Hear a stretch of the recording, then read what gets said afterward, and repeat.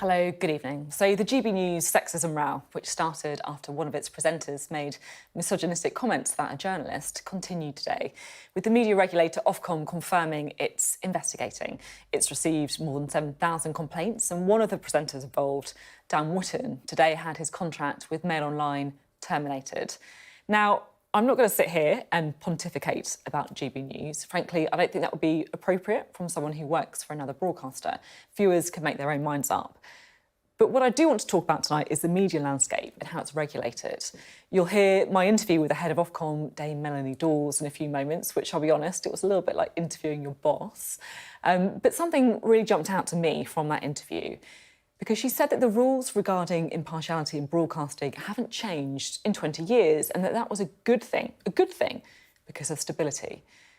Well, in the last 20 years, the media landscape has been anything but stable. 20 years ago, Twitter hadn't even been invented. It would take another 10 years for TikTok to come onto the scene. It's been reported that GB News is looking at moving some of its programmes off of broadcast and making them streaming only, which would mean that just like the tech giants Netflix and YouTube, Ofcom wouldn't have any powers over them. So are we really saying that the current system of regulation is able to keep up? So that's what we're going to be discussing in the first part of tonight's show.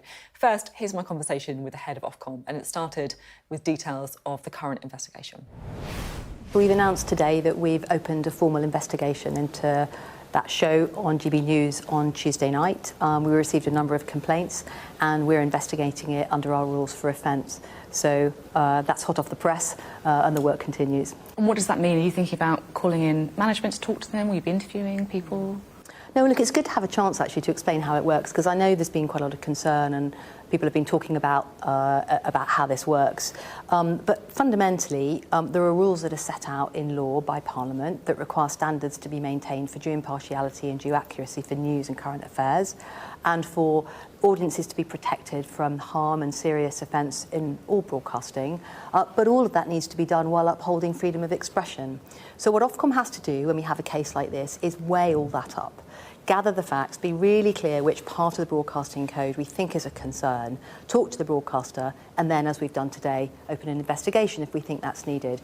But we don't shoot from the hip, and I think the public doesn't want a regulator that just gives a knee-jerk response. I'll be honest, I feel like it's quite unusual for you to be doing an interview now, in the middle of a live investigation. It's the kind of bid we'll normally put in and then not hear anything back from. Is that an admission that you know you haven't been tough enough to this point? No, look, I know that there's been a lot of interest in this. And concern as well. Yeah, there has. There's been real concern. And look, I don't want to comment particularly on the show because it is now subject to a live investigation. But I think we know that, there are real issues around misogyny more widely in our public discourse. We know from our own research at Ofcom that women are much more likely to get a hard time on social media than men and more likely to feel really affected by that. So there are definitely wider issues here.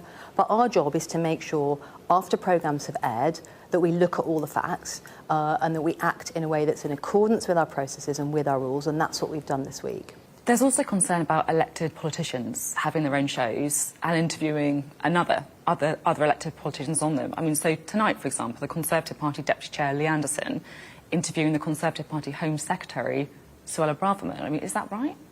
Well, look, we are a post-broadcast regulator, so we look at programmes after they've been aired. We've seen it many times before, haven't we?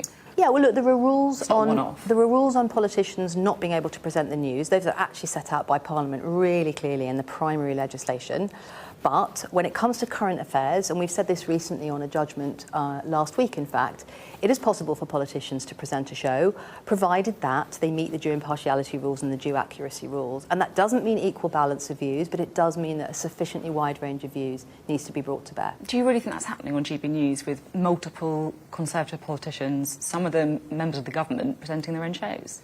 Well, look, we've opened up audience research into this because actually the rules haven't changed over the last 20 years, and I think that's a really good thing to have that stability. But what has changed is our media landscape. We've got more and more shows coming in on TV and radio, but also we've got that wider social media landscape. I think a lot of the time what people are seeing is actually clips on social media which don't represent the whole programme. It's Ofcom's job to look at programmes once they've been aired in the round and see whether, if you're talking about impartiality, whether that's been preserved across the programme as a whole. I guess some people might find that quite extraordinary in what you just said, that it's a good thing that the rules haven't changed in 20 years. I mean, many people would say that's a really bad thing because the landscape has changed so dramatically. Gordon Brown last night, for example, said, you know, because we've got a far wider range of broadcasters, the system of regulation is not good enough to cope for it. Ofcom needs to have more teeth. He's right, isn't he? Well, certainly the government is opening up in the media bill the need to extend the number of services that we regulate to make sure that some of the streamers, for example, are caught by some form of broadcasting code that looks rather similar to what we do now for TV and radio. But I just want to say that freedom of expression, I think, is sometimes perhaps not as prominent in these debates as I think it should be.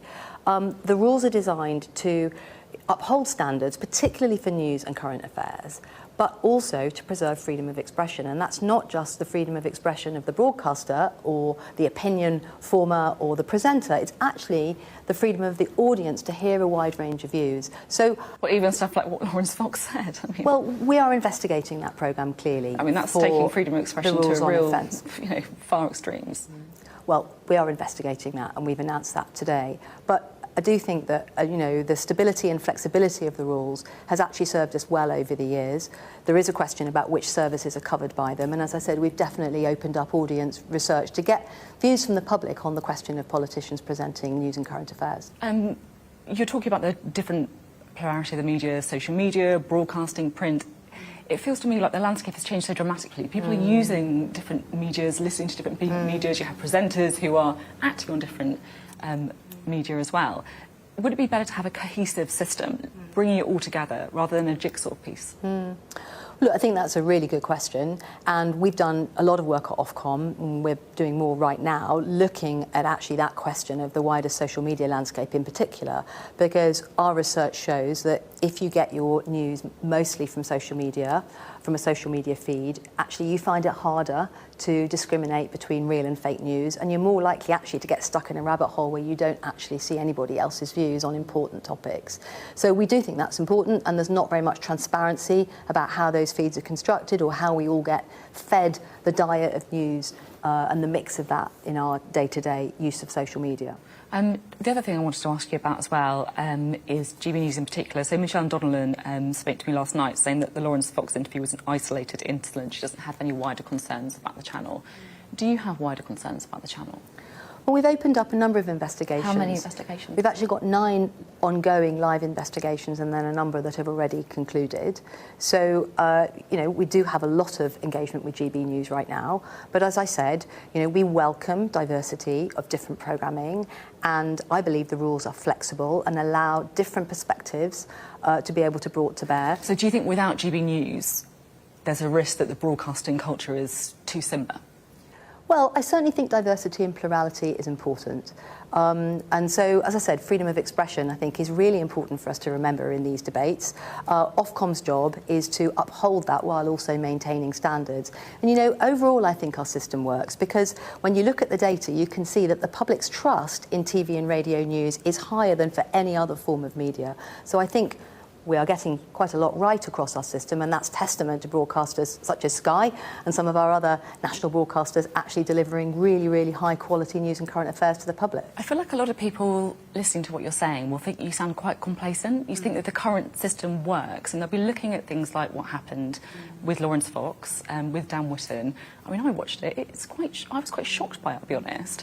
They'll be looking at the fact that Lee Anderson is boasting about having the first UK soil broadcast exclusive with the Home Secretary, someone he works with, his colleague, and thinking, why aren't you more worried? Well, look, I don't want to come across as complacent. Clearly, we've got a really important job to do here at Ofcom, but I think we've shown by our track record that we do act. As I say, we have a number of investigations open already into GB News, more ongoing, and these standards are very, very important. But at the same time, the tools that Parliament has given us here are really important ones, and the need to ensure freedom of expression means that we don't use them lightly. So we will always work with broadcasters to try and help them get their compliance into order, as a priority. Being honest with you, I've been a broadcaster for 10 years. I've always been slightly terrified of Ofcom. Now I'm wondering, did I get it all wrong? Are the rules actually way more flexible than I ever realised?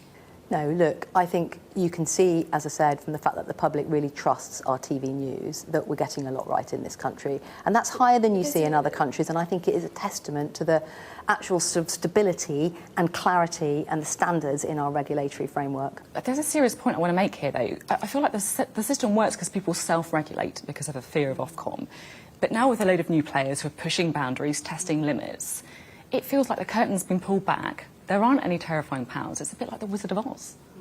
Well, I really don't buy that. As I said, we've got a lot of investigations open at the moment, and we have shown in the past that, you know, where we see a problem, we will act very quickly sometimes, as we've actually done this week, I think, and we will make sure that if something has gone wrong, that we find that broadcaster in breach once we've looked at the evidence and the facts and weighed all that up.